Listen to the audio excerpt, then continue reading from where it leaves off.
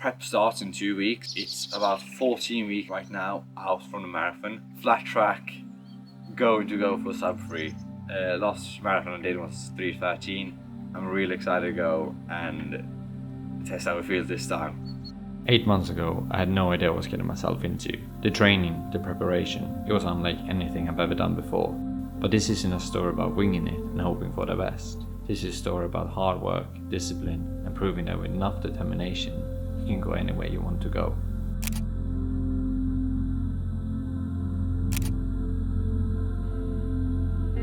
At the start of race week, I wasn't really feeling any nerves, just pure excitement to get going. It had been 14 weeks of prep and another 12 weeks for the early spring and winter for my last sub-3 marathon attempt. I put hundreds of hours into the race and I really felt like the best shape of my entire life. I was so excited I could literally run through a wall. That's how I was feeling. The week before, I just wanted to go. I started a week off Monday, just like any other week, with a run. This time it was 5 miles. Which for this prep is crazy to say, but it's a short distance run. During the peak week of the prep, I was doing around 9 miles every single day. And to think about that during those 5 miles, when you finish them, you're like, did I really do double this distance every single day? But I never questioned it ever during the prep. But that's kind of the thing as well, when you have a plan, you just stick to it, you don't think. You just go, put your shoes on and do the run. And I always get a bit sentimental during the race week because you think about everything you've done during the prep. And I feel quite proud of the work I've done, that I showed up every single day, no matter how I felt. And to be 1 week out, to be 6 days out from the race, those emotions just flood over me and can get a little bit sentimental. Because when you put so much time and effort into something, you work for something so hard, and eventually you start to feel that the work is working, it's one of the best feelings in the world, and you just feel so proud of yourself as well that you've done all of that. On Tuesday I did my final speed workout of the entire prep. So many speed workouts, at least once a week. And it's been both the highlight and the worst part of the entire week every single time, because battles just start, because you know in your head, you know that this is gonna hurt like hell. Just wrapped up the session, 8 times 800 meters with 200 meter jog in between as rest. Was doing average around 340 per kilometer and it felt good. New shoes were in action, really happy with them. Nike Alpha Fly Freeze in a mint green pink color. Really pleased with them actually. A good session, legs are feeling a little bit heavy, so I'll see if I go to the gym today, and if I do, it will be probably quite light. But good session today, feeling the speed, feeling the shoes, they were feeling really good actually, so really happy with that. But yeah, good session. 4 days out I believe, so let's rest up. Wednesday was just a full day of rest, didn't do any sort of gym workout at all this entire week, just trying to keep the body as fresh as possible. On the Wednesday evening, my girlfriend arrived from London, always grateful to have her here, and was especially grateful for this race because she has given me so much support and love. But we went out on Thursday on a 4 mile run together, which was really nice. It was really pretty weather as well. Oh. She's gonna love it. What is it, a whole YouTube video? This? Get the leaves.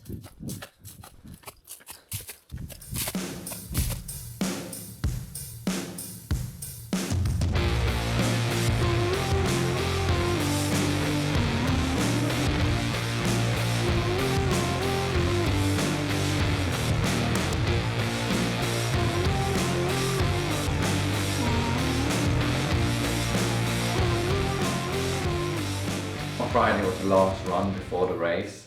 It was an easy 3 mile run with some strides in the end to really shake out my legs, and I felt actually really good. For my last sub-3 attempt, the shaker run was not good. I was feeling it in calves, I was feeling the quads and everything. But this time, everything was nailed on. I was feeling really good.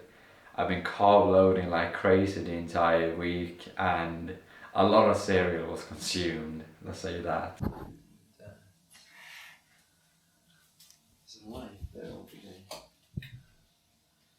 Perfect. Tjusig enough. Then come Saturday, the day of the race. I had no nerves the entire week, but on that Friday evening and Saturday morning, I was feeling really nervous. You build yourself up mentally for these things, and when you're so close to get going, it can get a bit of overwhelming. We were watching a Nick Bear video of his 2:39 marathon. I was crying uncontrollably. It was just streaming down my face. I really wanted the race to go well. But we headed to the city, to Uppsala. The weather was looking beautiful that day. Also, when we arrived to the start line, we saw this big hill, and I heard of this hill. I saw the hill on the course profile, but I never imagined it being so steep, and that was literally going to be the last kilometer of the entire race. I got changed, we got warmed up.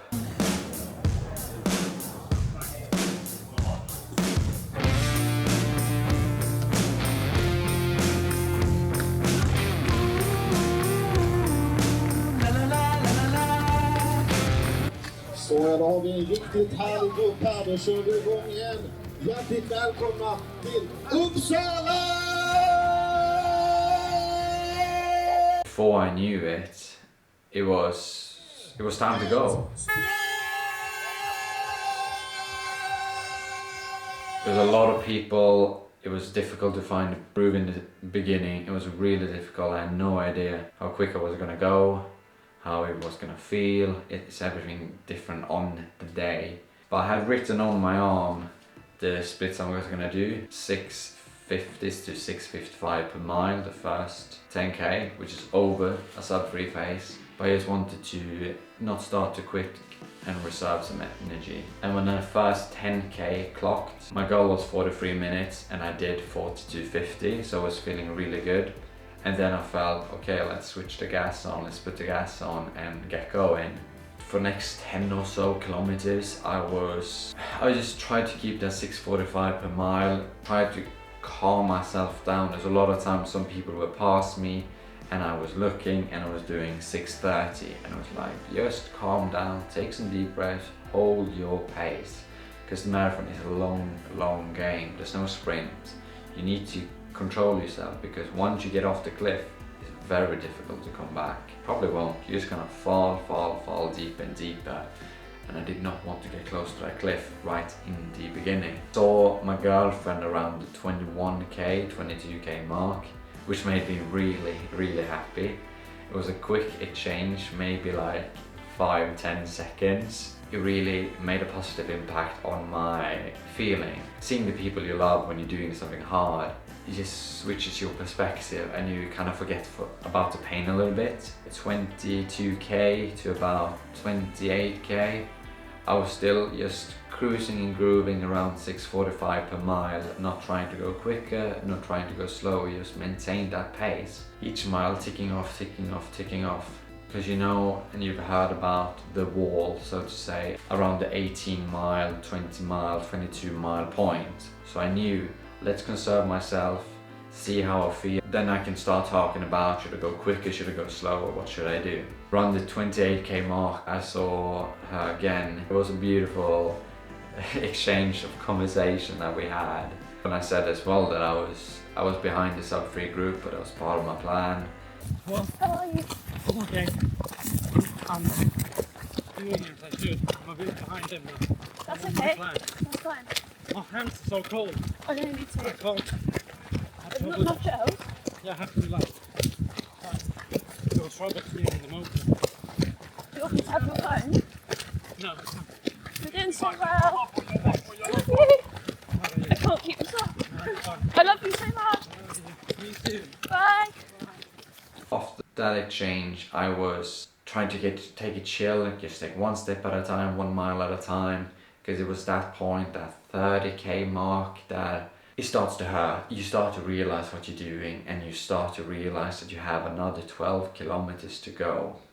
There were some parts I really wanted to stop, but I just kept thinking, just do 800 more meters, just do 800 more meters and see how we feel then. And When I did that 800 meters, that thought just flew away a little bit. Then it came back maybe a mile later and I thought, well, I did it last time. I did 800 more meters. I can do it one more time now as well. And around 32k, I saw her again. And this time she had a sign up with a quote from Jeff Cunningham, the running coach of Nick Bell, among other runners as well. And it is play the patient game. And that was the thing I was thinking the whole run, the whole race.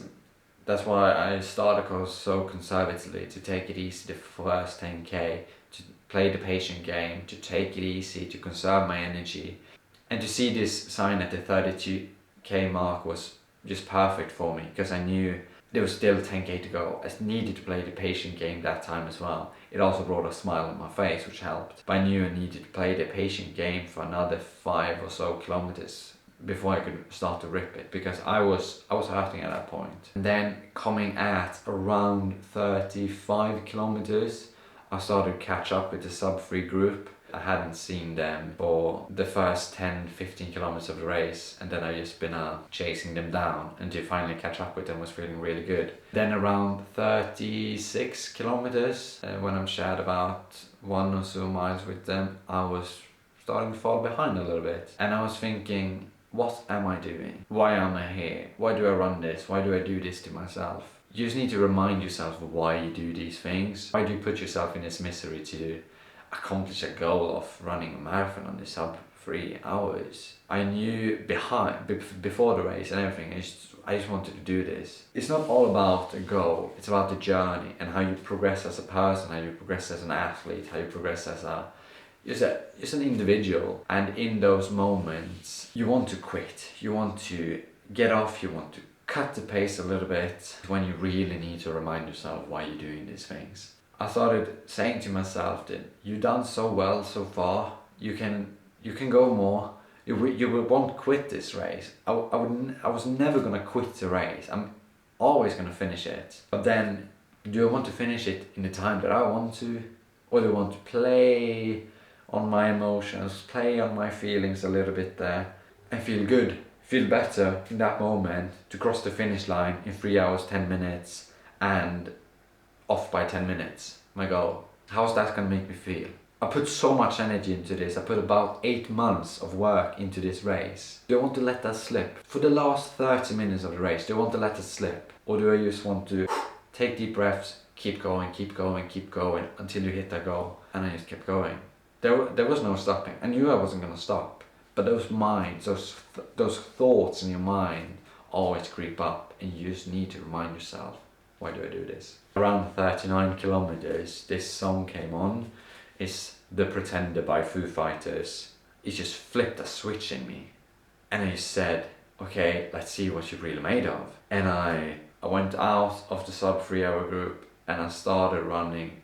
When I pushed away from them, after about a minute or two, this song was coming to the end or the middle. I was gonna replay it again, and I took this screenshot, which I feel is quite iconic because I just remember that moment so much. I'm just gonna put it up on the screen right now. It's one of my favorite screenshots of all time I've ever taken. And after about a kilometer or so, that motivation I had when the song came on, it started to dip a little bit. I just kept telling myself that I'm strong. I kept telling myself that you can do this, it's not that much left, you can do it, you can do hard things. And it just kept pushing on. And I also tried to bank up some time for this hill upcoming. When that hill eventually came, it's just gas on, fire on, just trying to hit it quick as I can, because I knew I was gonna lose pace. It's an uphill. At the top of that hill, I saw my girlfriend again, and the words she said to me at that time is, "You've got to forever stay with me." You've got it. One more. There's one more left. One more. Breathe in. Breathe in. Breathe. You've got it. You've got it, baby. You've got it. Take deep breaths. Do you want me to take your phone? You've got it. One more. One more. One more. You're amazing. I love you. Those words just really pushed me on, and I was hurting a lot. Looking at the pictures of the race, I looked like a mess the whole time. Things that we can measure. Take Then I looped up, ran around, and just tried to hit to the finish line. I eventually came there, and when I did, I crossed the finish line in 2:56.19. But due to a actually bomb threat off the race, they needed to reroute like last minute. So it was 300 meters short, and I saw that on my watch, and I was thinking, oh no. I was like feeling really, because I knew I did it, but I also knew I didn't do it. And I said that to my girlfriend, and she said, go run the last 300. And of course I was gonna do that, but the thought just didn't come to me. I'm so glad she said it, because then I just ran off and then just ran around the loop in a circle until I saw 26.25 miles. Clocked the watch, done. What time is it? 12:29. We started at 9:30. That's a sub 3 hour marathon right there. So I did it. I did run a sub 3 hour marathon. I take that, I'm so happy about that. I'm so proud of that. It just goes to show that when you put in the work, in a determined mind, with a goal in mind, and you just get your head down and work for it, you can achieve anything. It's gonna take time, you're gonna fail, you're gonna hurt, it's gonna go wrong. But if you just keep at it, it might actually happen. Nothing is for certain, but when you put in the work, you get luckier. You're not gonna like it at all times. If you get your head down, you might one day just do it. So get to work, and you can do anything. 18th of October 2025 will forever go down as the day that I officially ran a sub 3 hour marathon. I take that time and take that time with me for the rest of my life. I can do hard things. You can do hard things. This is a proof of that. Thank you so much for watching. I hope you loved this video. I certainly loved it. And catch you next one. Never stop.